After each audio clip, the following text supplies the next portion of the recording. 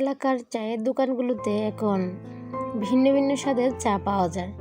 এর মাঝে অন্যতম হচ্ছে কাঁচামরিচ তেঁতুলের চা, যাকে আমাদের ময়মনসিংহে বুলেট চা বলা হয়। যারা খেয়েছেন তারা জানেন এটা খেতে কতটা মজা, আর যারা এখনো পর্যন্ত চাটা খাননি তারা আজকের ভিডিওটা দেখার পর অবশ্যই বাসায় একবার হলেও ট্রাই করে দেখবেন।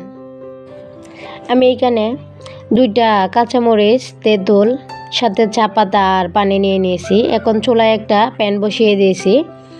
প্যান বসিয়ে 1 কাপ পানি দিয়ে দিব।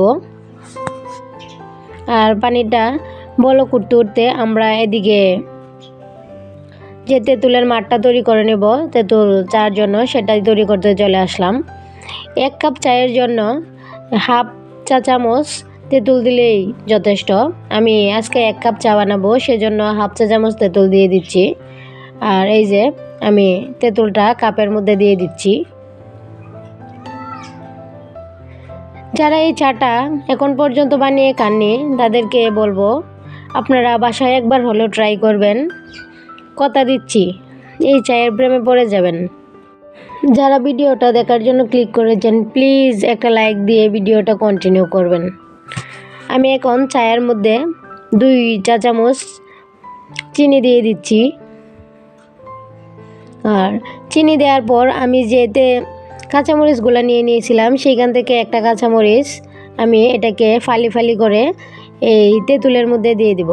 আপনারা যারা ঝাল খেতে অনেকটাই ভয় পান তারা কিন্তু হাফ কাঁচামরিচ দিতে পারেন। আমার যেহেতু ঝাল খেতে তেমন একটা সমস্যা হয় না, যার কারণে আমি একটাই কাঁচামরিচ দিয়ে দিয়েছি। আর এখন এখানে একটু বিট লবণ দিয়ে দিচ্ছি। বিট লবণটা দিলে কিন্তু চায়ের স্বাদটা দ্বিগুণ বেড়ে যায়। আর আমি যে পানিটা বসিয়ে দিয়েছিলাম সেইখান থেকেই অল্প একটু পানি নিয়ে এখন তেঁতুল আর সাথে কাঁচামরিচগুলোকে একটু ভালো করে এটাকে সময় করে যদি তেঁতলিয়ে নেওয়া যায় তাহলে চায়ের স্বাদটা অনেকটাই বৃদ্ধি পায়। চেষ্টা করবেন সবাই একটু সময় করে এটাকে তেঁতলিয়ে নেওয়ার। আর এই যে লাস্টে যে মাঠটা হয়েছে এটা কিন্তু এরকম ঘন হবে। আমি অফ ক্যামেরাতেই যে তেঁতুলের বিচিগুলো ছিল সেগুলো একটু ফেলে দিয়েছি। আর এইখানে এখন চাটা বসিয়ে দিচ্ছি।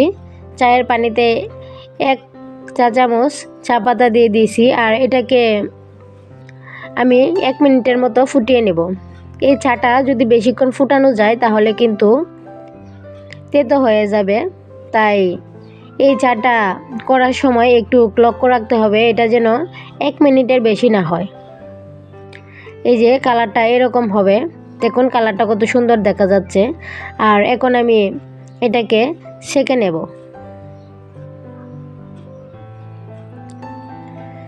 এই সামান্য উপকরণ দিয়েই তৈরি হয়ে যাবে দারুণ স্বাদের তেঁতুল চা, যেটাকে কিনা বুলেট চাও বলা হয়। আমি এখন আবারও উপর থেকে আরেকটা কাঁচামরিচ দিয়ে দিচ্ছি। আর এই কাঁচামরিচটা কোনো জাল ছড়াবে না, শুধু একটা ফ্লেভার দেবে, সুন্দর একটা ফ্লেভার আসবে এই চা থেকে। অনেকের কাছে হয়তো চাটা একটু অদ্ভুত লেগেছে, তাই না? আবার কারো কাছে নতুন।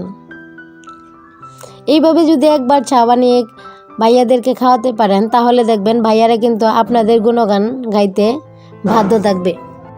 আমার এই চায়ের রেসিপিটা যদি আপনাদের কাছে ভালো লেগে থাকে তাহলে প্লিজ একটা লাইক দিয়ে ভিডিওটা দেখবেন। আর অবশ্যই আমার বন্ধু হয়ে আমার পাশে থাকবেন এরকম আরও ভিডিও পাওয়ার জন্য। দেখুন চায়ের কালারটা কত সুন্দর হয়েছে।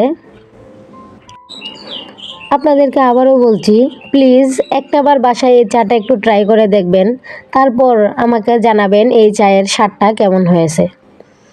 আশা করি সবার কাছে ভালো লাগবে।